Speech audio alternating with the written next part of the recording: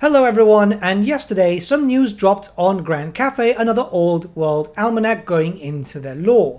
And now we're not going to cover the lore of this here. I'm just going to wait until the Arcane Journal eventually releases because I feel like there'll probably be a lot more context there. But we're going to talk about something else other than Grand Cathay. You see, we're going to look towards the future, at the possibility of Ind, Khuresh, Nippon, the Hobgoblin Khanate, all those other locations that we want to see expanded upon in not only Warhammer the Old World, but Total War Warhammer 3. The world itself we know very well, and Grand Cathay is the brand new faction that we'll be seeing on the tabletop, the first since the Ogre Kingdom, so quite some time now, and everyone's very much excited about that. But what about the future? There are still locations that haven't really been explored too well. Nippon in the Far East is an own island nation, the Snake Men, the Naga of Khuresh. Those are new nations never explored before. Big potential for new miniatures, new ranges, and possibly new DLC. Now there's a very interesting comment in this almanac from JYT. Grand Cathay is almost a world unto itself in scale. We quickly realized not just that we would create connections with the old world and its past,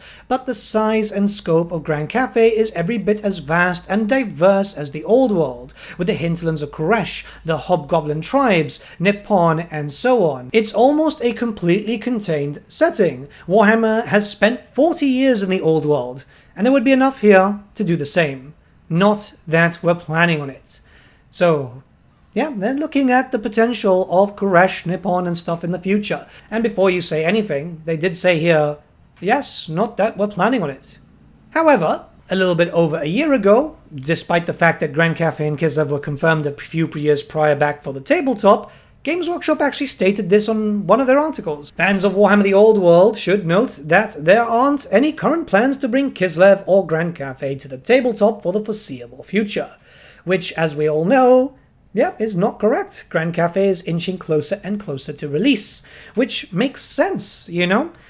They want to start getting those new ranges in. It's the big tickets. Why am I going to buy more Empire minis, for example, when I am very much clearly a whale in this setting, you know, just buying as many models as possible, but I've already got an Empire army. You guys have seen it on the channel. It's my Avalander force. Why am I going to buy more Chaos Warriors when I have 5 armies of Chaos Warriors, one to each specific mark of Chaos? And I know that I'm not the only one here. Many of us have armies or small forces at the very least of every single army. We want new goodies. Yeah, Grand Cathay, Kislev, Khuresh, Nippon, Ind, Araby, all these nations. Easy money. And if anyone from Games Workshop is listening, I will give you big money for Araby. Big money. I only need 1 kidney. It also makes sense for them to start spreading into other parts of the Warhammer Fantasy world to just try and get as much out there because, one, they'll sell locally or throughout Europe and the Americas as per usual, but they want to start hitting other markets. It's actually been showcased in different financial reports. They want to hit the Eastern market a lot. Cathay is going to do wonders for them in China. I can imagine so, because the models from what we've been able to see in the post look absolutely phenomenal, and a lot of people did eat up Cathay for Total War. It's one of those things where it's a cross-promotion, which is why I think eventually they'll want to do it for Nippon and Japan, because, funny enough, it seems to be doing very well. Warhammer as a setting seems to be doing very, very well in Japan. All the different settings. We see it with the Tokyo store,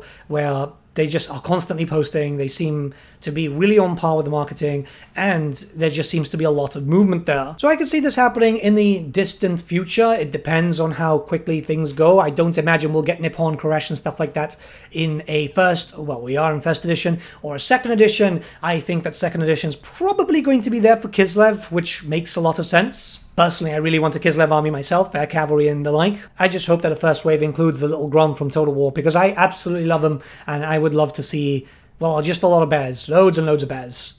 But how would this translate to Warhammer 3? At certain points, many people see that Warhammer 3 is going to eventually die out for another game, and yeah, I could see that happening.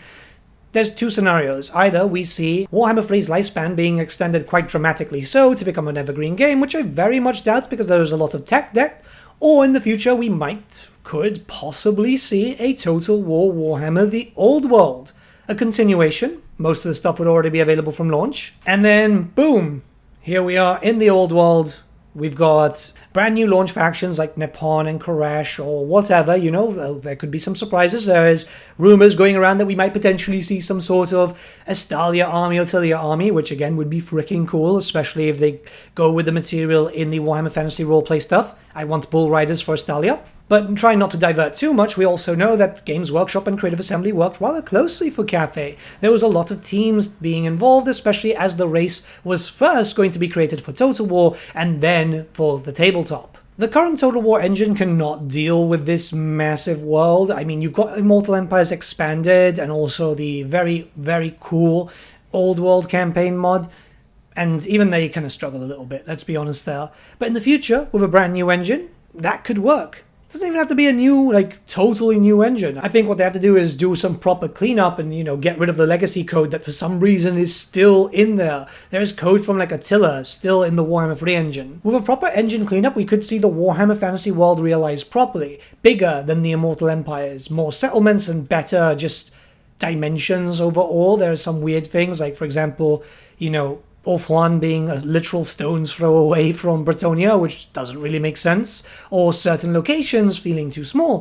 Reichland has 4 settlements, when in reality it's supposed to have like 20. Sure, I'm not expecting 20 settlements, but better dimensions. Wouldn't it be lovely if you could play through the old world area and not go settlement hopping? That's the big problem there. A lot of Warhammer 3 is literally just settlement hopping, and it doesn't feel great. It doesn't feel great at all.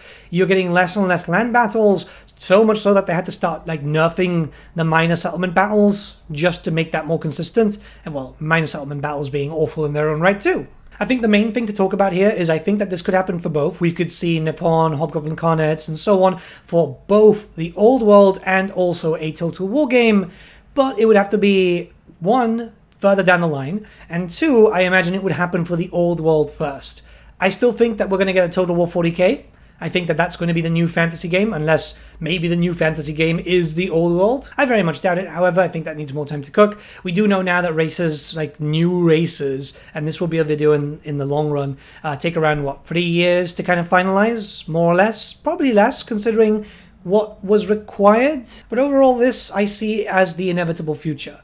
It makes perfect sense financially and is a big incentive to Games Workshop if Creative Assembly is also involved, because 1, they can basically focus test how popular an army is through the game and then sell it on the tabletop. It might happen the other way around, or it might just be at the same time, but I could see this happening. Same reason as how I see this happening for the eventuality if a Total War 40k does happen. I don't know, call me a dreamer, but I feel like them saying, you know, we're not working on that when we've seen comments like that before and it ended up being something completely different. I think it's a possibility. But let me know what you guys think in the comments below. Let's start a bit of a discussion. I know a lot of people want Nippon. I think Nippon would probably even be a bigger seller than Grand Cathay. I really want Araby in the future. That's my main thing. But who knows what the future holds. It looks like the old world is doing very, very well. We could see the incentive here for potential future old world games. We know it's a different IP. Who knows? Maybe that's the reason why they don't want to give us Bretonnian Foot Knights, because Games Workshop want to have an old world Total War game. Creative Assembly have gone, oh no, it's a different IP. So, yeah. But, yeah, have a good day, guys. I'll see you all again very, very soon. There's a lot to talk about. It's nice, isn't it? There's a lot to talk about lately.